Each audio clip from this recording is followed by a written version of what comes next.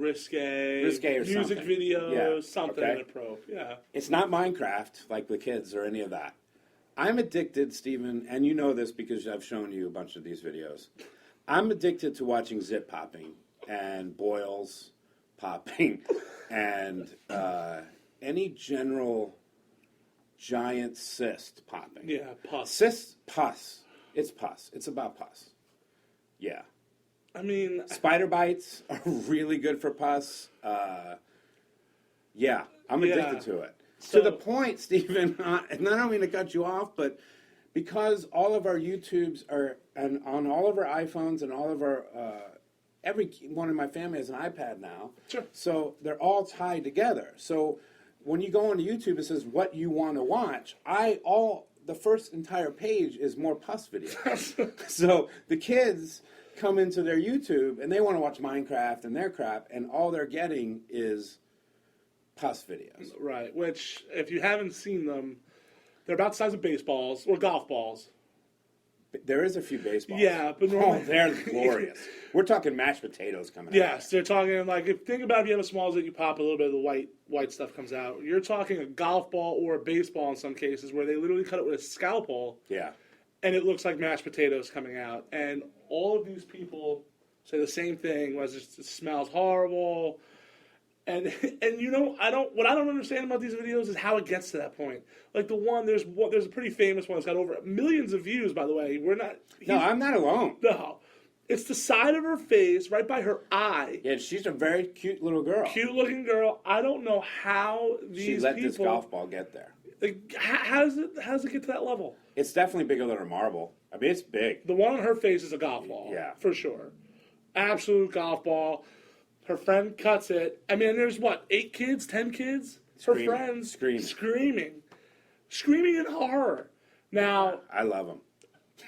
On top of that, I have seen these videos before. So when you told me about this, you showed me a couple that I hadn't seen, but you did show me one or two that I had seen. Oh, I've scoured the internet. I've seen them all. There's not one I haven't seen yet. I like ones with blackheads. No, that's really gross. How is that closer than what you're looking at?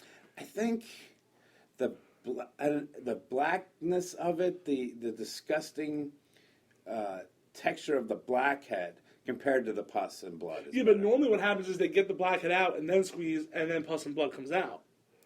Yeah, but sometimes it does. Sometimes it's just this giant blackhead. And then it's just a hole. Yeah, that's true. That's pretty wild.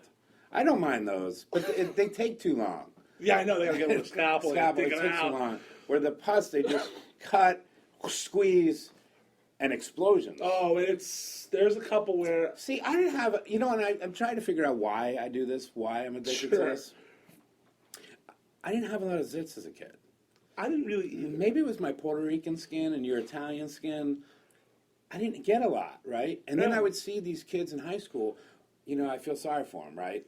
They're pepperoni pizza face. That's the stereotype. Effing just nuts.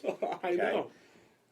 And I was secretly a little jealous of them because when I would get a zit and it hit the mirror, is that the greatest feeling in the world? No, that is. It's not the greatest, but it's top 20. Yeah, when you get one and it hits the mirror, absolutely. It's pretty money. Like, I never had to use Clearasil as a kid. Never once. You know what I used, honestly? Egg. Really? Wow. If I was getting a zit, I would put the white of an egg on it. My mom taught me this. You're supposed to put a toothpaste on it helps, too. I know that's a big one. I put white of an egg, and that shit dried it right on out. So I got nothing. So there you go, a little tip, too, for anyone with acne problems. With acne. So, yeah, I'm addicted to it. I'm sorry, Janine. I'm really going to work on it. Okay? You're not going to work on it. The problem is I've seen them there. all. No, I've seen them all. There's nothing left for me. Like, there's no... Except that scalpel guy who had, oh my God. I don't even know. Listen, do yourself a favor. Listen, Google on YouTube, put scalpel on my head. Scalpel my head. This guy. Oh, you did show me this one. Is he something or is he something? That poor guy has obviously a disease on his head. Yeah, some sort of disease. Where there's zits just forming these massive pus pockets. And I'm fascinated with him. I probably watched that one 30 times. So, All right. For me, it's the cringe factor, and I think that's what kind of. Yeah, I think so. But my mouth waters. Oh no! See, that's I don't that's a understand. problem. That's a problem. 'Cause it's the cringe factor for me. Like, but there are times, like even when I'm watching a show, like for example, if you're ever watching Seinfeld or. Drinking water. Yeah, no, that's fine. Is this going to make you have to pee? No, this is not going to make me have to pee. If you're ever watching Seinfeld or the one with Larry David, Curb Your Enthusiasm. Curb Your Enthusiasm, there are times I have to shut it off Yeah, it's too embarrassing. because I'm cringing. Yeah, Yeah. It's too embarrassing. I like have to turn it and go back. That's what this is, I think. Yeah, for sure. People like to cringe. I think some people obviously don't and they're grossed out, but some people like to. Well, Jiminy. I mean, I'll be watching them in bed with my headphones on with Janine, and I'll just burst out laughing. And so then she's like, "What is wrong with you? I got to go upstairs and sleep because I can't shut up while she's trying to sleep." Oh my God. All right. So that's it. Yeah. And I'm sorry about that. No worries. Here's a question from one of the three amigos from the Lost Boys. His name is Jerry Dale. So that you know, it was Chris, Jerry, and me. Okay. I was definitely third fiddle. Okay? Sure. Jerry wanted to know, and this is a very poignant question for you, my friend, who happen to be a big Aggie fan. Sure. Johnny Football. Let's talk sports here. Yeah, Will he real be quick. a stud or a bust? I'm going to go stud. Yeah, sure you did. Of course I did. That's an effing surprise. Is it? I mean, what's First the of all, can you explain to people how a Jersey boy falls in love with the Sure. most obnoxious fans in sports? Wow, they're not even close to the most obnoxious fans, nor are they even considered the most obnoxious fans. You don't like them because you don't like A&M for no reason. Because you're not from Texas, number one. You didn't go. I've been here since 1997. but you didn't go to a rival school. No, So I you went to didn't go Florida to Southern. Right. So you didn't go to UT. You didn't go to Baylor or the Purple Baylor, TCU as I call them. You didn't go to Tech, guns up, whatever, guns down. Really, they're terrible. And you didn't go to any of these schools, right? So neither did I. No. So growing up, I rooted for Penn State in New Jersey. And I rooted for Notre Dame. Okay. So in New Jersey, and you're from the Northeast originally. In the Northeast, pro sports are king. Yes.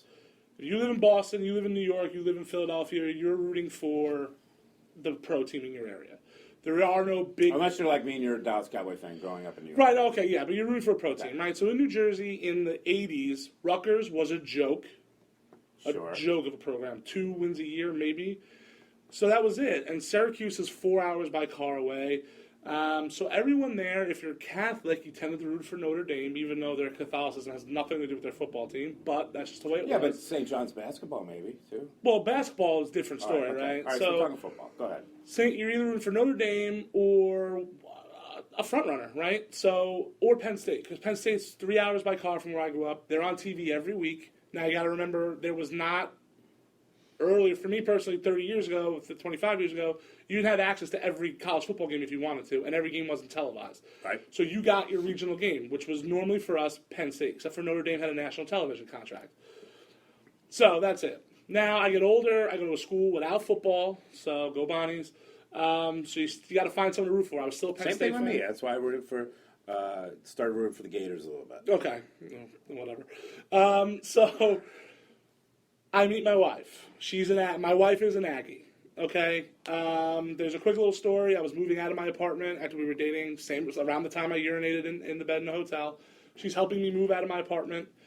She goes through a pile of my T-shirts, and what do I have there? A Texas Longhorn T-shirt. My wife's an Aggie. For those of you that don't know, it's a big rivalry. I just bought it because I like college T-shirts. I'm actually wearing an A&M T-shirt right now. I have Penn State T-shirts. I have Notre Dame T-shirts. I have Miami Hurricane T-shirts. The U. I got them all. So it was just a thing. She tosses it right in. Not even in the Goodwill pile. She doesn't even want a poor kid to have this T-shirt. It's going in the trash. But anyway, so I start to root for. We end up dating. We get married. We move down here, and I root for A&M. Penn State obviously had the scandal. Being that I didn't go there, it was tough to root for a team that's now. Joe Paterno was the face. Now it's Jerry Sandusky. I understand. Tough to root for that. I still root for them though, and I hope they win the Pinstripe Bowl later this month. So we're going to games. We go to about 2-3 games a year. Then all of a sudden, they join the SEC, the best conference in America. And now I'm super pumped. And then what happens? Money Manziel comes along. Oh my God. Johnny Football, baby. And I didn't know anything. I mean, I knew about him. I'd heard about him on the message boards, but they give him a start as a redshirt freshman. He starts against Florida. Florida, yeah, because their game against Louisiana Tech was hurricaned out. That's right. How'd that game in Florida go? They lost 17-14. Yeah, they lost. They lost. They play that game later in the year, you know what happens. Because at the end of that season, A&M's the best team in the country. They're the best team in the country at the end of 2012. The best team in the country. They walked into Tuscaloosa and beat the number one team in the country that hadn't lost in a year and a half. Who won the national championship that year? Alabama. Yeah. And who's the only team to beat Alabama that year? Texas A&M. Did you hang a banner? They didn't hang a banner. No, there was no reason to hang a banner. And then they throttled old Big 12 foe Oklahoma in the Cotton Bowl in an embarrassment. That game was over in the first quarter. Fine. Because Money Manziel, baby, and I'm doing the sign right now. Money Manziel. Let's take a look at his college stats real quick, okay? Because I did look this up. Freshman, redshirt freshman, Heisman, the first ever freshman Heisman winner. Well, first of all, there were also terrible Heisman candidates that year. Yeah, I but mean, Monte Teo. Horrible. I like Teo. Teo was a good college linebacker. He's actually doing fine in San Diego. Yeah, he's a good player, but he's not. He wasn't a Heisman. All right. Just because he was emotional and his fake girlfriend died and all that. Freshman, 68% completion percentage for a freshman, 3,700 yards passing, 26 touchdowns. Here's where it gets crazy. 1,410 yards rushing and another 21 rushing touchdowns for a freshman in the SEC. I'm telling you, he's a great college quarterback. In the SEC. He's Doug Flutie in the NFL. And Doug Flutie was what? A very good NFL quarterback for a number of years. Very good. Hello. Hi, how are you? Good. Thank you so much. Starting quarterback in the NFL. Doug Flutie, that was a male lady. Yes, that was the male lady. Starting quarterback in the NFL. Listen, I went to school near Buffalo. He's got his own cereal, Doug Flutie. Yes or no? The answer is yes. It's not still around. You cannot go to the store in Buffalo and buy Flutie Flakes. No, I don't think so. Exactly. So it's not like a lasting thing. No, but it wasn't for years. All right. Like Reggie bars and... Yeah, but it wasn't like Cookie Crisp. It's just still... No, but I mean, I know all it was Frosted Flakes with Doug Flutie. I don't know why I went to I don't know why Cookie either. It's not like Rice Krispies or something. No, but... And then his second year, he comes back sophomore year. How's he going to top that? He was actually better his sophomore year and deserved the Heisman over Jameis Winston. He had better numbers than Winston, but because his defense was atrocious, he doesn't get the Heisman. You're going to answer the question soon, though, I would assume. I said, he's a boom. He's a stud, NFL stud. Probably a Pro Bowler in the next couple of years. Oh, my God. Pro Bowler, baby. You're out of your mind. I'm not out of my mind. You're out of your mind. He has what they say, it. Okay? He's got it. He's got it. Instincts. He's got shit. He's got two parts of it. Half of it. What's the argument against him? Tell me. I want to hear it. First of all, give me the talking points. He's a midget. Give me the talking points. All right, I shouldn't say midget. He's a little person. He's the same height as Drew Brees. Continue. Yes. Have you ever watched Drew Brees throw the ball? For 5,000 yards a season? He's constantly on his tippy toes, number one, okay? And this guy is no Drew Brees. No, he's probably he's more. Don't say he's mobile. better. You almost said he was better. You did. You almost uttered it. I almost did. Oh, my God. He's more mobile. Yes, he is more mobile.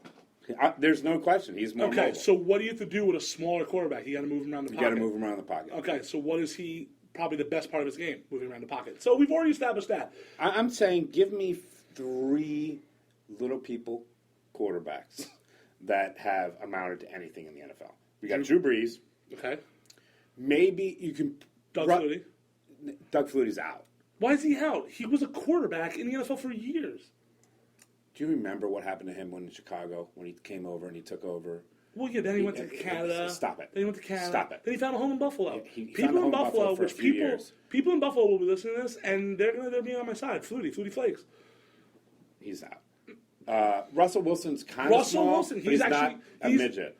He's not a little person. He's taller. I don't think he's taller. I think he's I'd have to take a look. And there I will definitely say... This guy's no Russell Wilson. Manziel's better than Russell Wilson. No way! That's ludicrous. 100%. You're out of your freaking mind. They played in the same time in college. Yes or no? Yes. One was good, Manziel. One was slightly above average, Russell Wilson. Russell Wilson's a fantastic NFL quarterback. Oh, here's another thing that works. Because you married No, crazy. and I told you this. I told you this the other day. I got into A&M football because of my wife, 100%. I would have never sat in New Jersey and watched A&M football and been like, yeah, I'm going to root for A&M. And I was kind of in. I was like, hey.